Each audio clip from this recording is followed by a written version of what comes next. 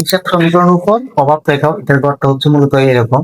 তো আমি সময় বাঁচানোর জন্য আগে থেকে গড়টা করে রাখছি যাতে সময়টা বেঁচে যায়।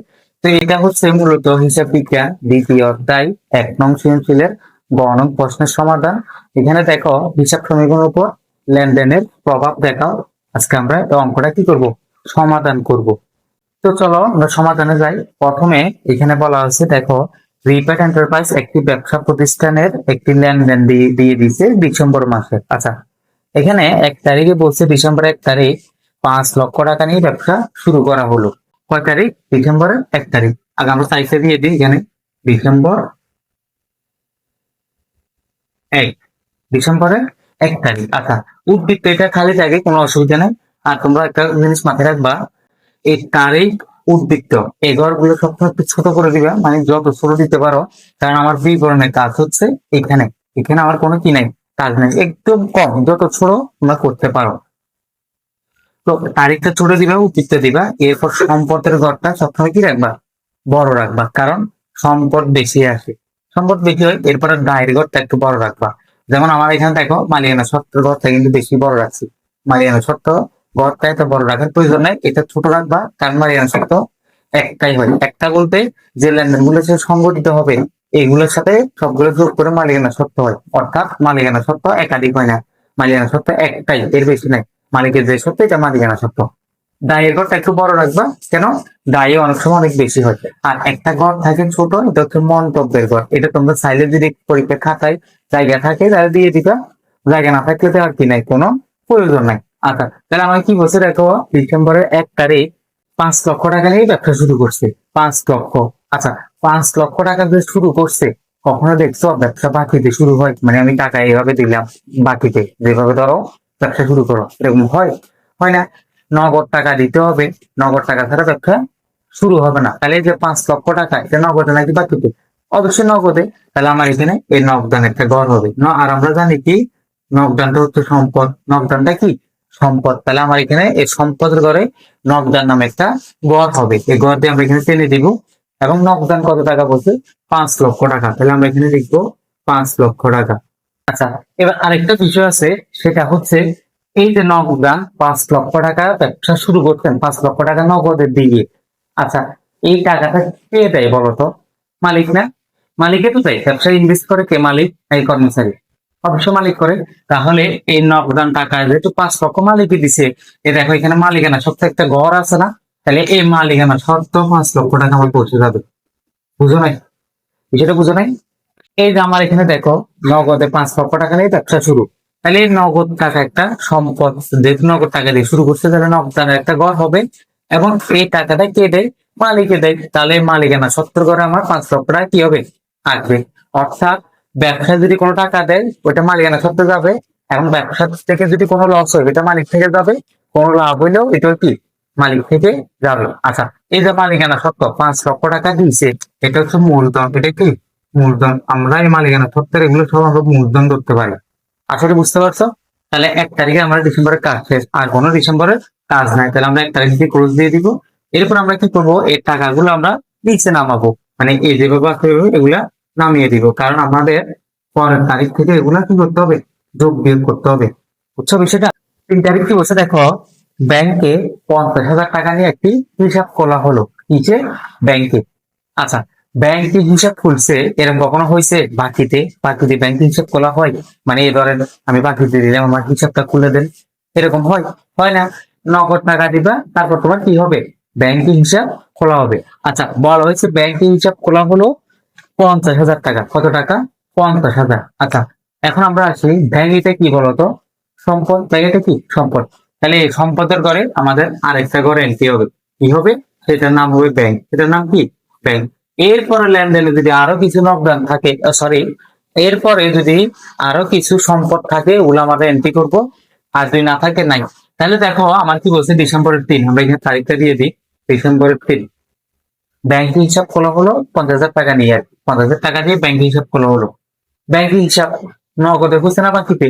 নগদে খুলছে। তাহলে আমার নগদ টাকা আসবে নাকি যাবে? আমি হিসাব খুলছি, তাহলে ব্যাংক কর্মকর্তাকে আমি দিয়ে দিছি, তাহলে আমার নগদ টাকা কি হবে? চলে যাবে। তাহলে এই যে আমার 50,000 টাকা নগদ টাকা দিয়ে কি হবে? মাইনাস হবে। মাইনাস মানে ব্রেকেট, প্রথম বন্ধনী আর কি, এবার ব্রেকেট দিলে আমরা মাইনাস ধরে নিই। আচ্ছা, এরপর হচ্ছে, আচ্ছা আমার নগদ টাকা না চলে গেছে, আমার ব্যাংক এটা কি সম্পদ না, তাহলে আমার ব্যাংক সম্পদটা কি বৃদ্ধি পাবে না, তাহলে আমার ব্যাংক সম্পদটাও বাড়বে। অর্থাৎ আমার একটা সম্পদ চলে গেছে, নগদ টাকা চলে গেছে, কিন্তু ব্যাংক টাকাটা কি হয়েছে, বৃদ্ধি পাইছে। যদি কখনো প্রয়োজন হয় আমি ব্যাংক থেকে টাকা নিয়ে ফেলবো, এটা আমার সম্পদ।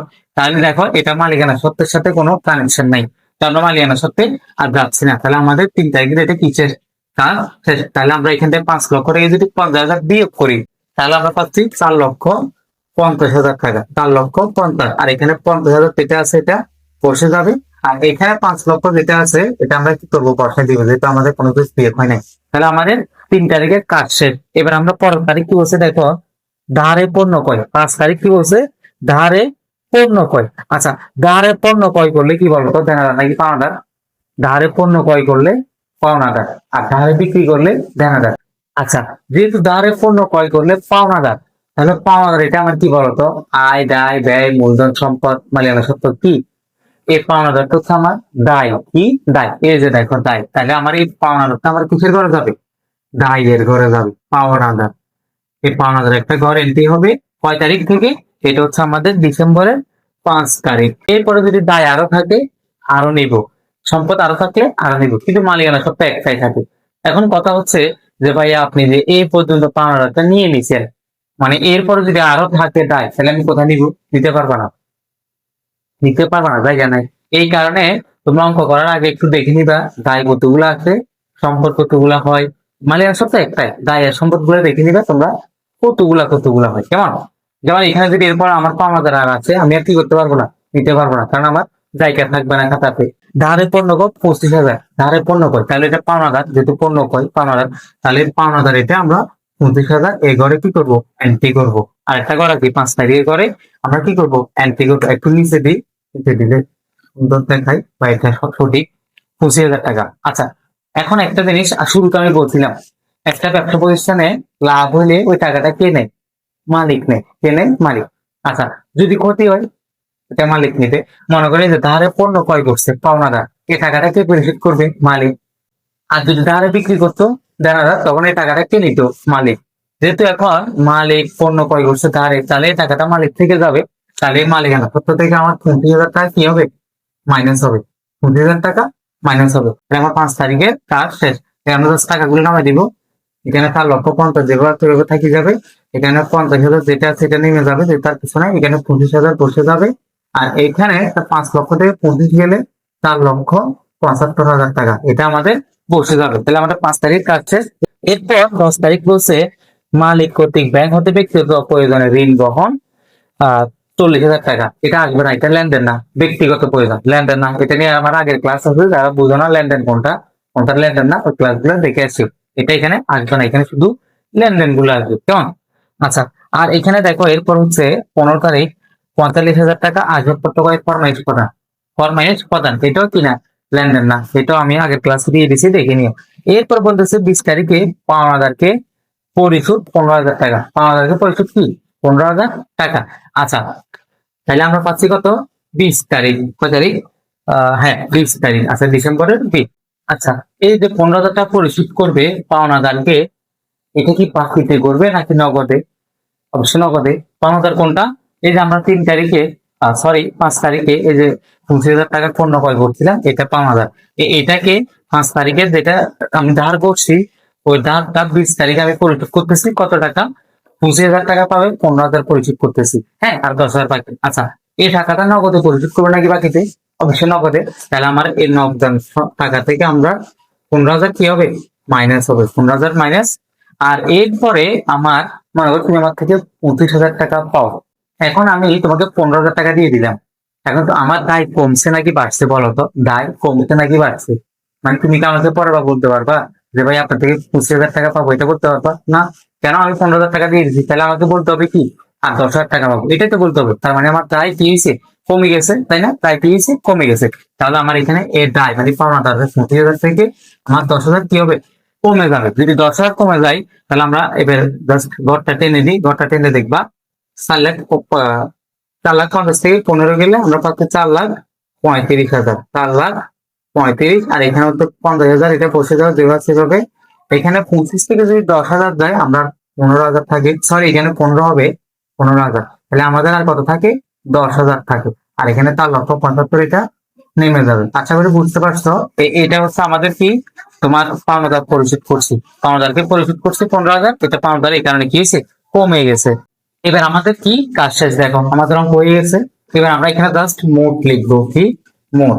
মোট হচ্ছে আমাদের এখানে সম্পদ যা আছে এগুলো একসাথে যোগ হবে, সম্পদ গুলা, আর দায় আর মালিকানা সত্ত্বগুলো এই পাশে গুলা একসাথে, অর্থাৎ সমানের আগের এদিকের গুলা একসাথে যোগ, এবং এই পাশের গুলা একসাথে যোগ। যদি সম্পদ এখানে আরো থাকতো এগুলো যোগ করতাম, আর দায় যদি আর মূলধন আরো থাকতো ওগুলো আরো যোগ করতাম। আচ্ছা, তাহলে এখন আমার নগদান আর ব্যাংক দুটোটা মিলে আমার 4,35,000, আর এখানে 50, তাহলে আমার হচ্ছে কত, 4,85,000 টাকা। কত, 4,85,000 টাকা।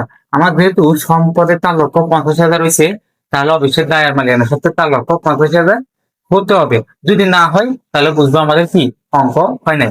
তাহলে দেখো এখানে 10,000 আর এখানে 4,75,000, তাহলে দুটোটা মিলে আমাদের কত হচ্ছে, 4,85,000। যেহেতু মিলে গেছে তার মানে বুঝতে হবে আমাদের অঙ্ক হয়ে গেছে। আর যদি না মিলে তাহলে বুঝবো আমাদের অঙ্ক কি হয় না। এটা হচ্ছে আমাদের উত্তর এবং এটা আমাদের সমাধান। তো এটা হচ্ছে হিসাব বিজ্ঞান দ্বিতীয় অধ্যায়, এক নং সৃজনশীল, হিসাব সমীকরণ ও লেনদেনের প্রভাব। তাই তো এটা সমাধান করে দিচ্ছে। আশা করি বুঝতে পারতো প্রান্তিক শিক্ষার্থীবৃন্দ। যদি না বুঝতে থাকো অবশ্যই কমেন্ট জানাবা। আর সবাই ভালো থাকো, সুস্থ থাকো, দেখা হচ্ছে পরবর্তী ভিডিওতে। আর তোমরা কি ধরনের ভিডিও চাও এটা অবশ্যই জানাবা। আর তোমরা যদি ভিডিওটা একটু হলে ভালো লাগে থাকে, বন্ধুদের শেয়ার করে দিবে যাতে সবাই দেখে উপকৃত হয়।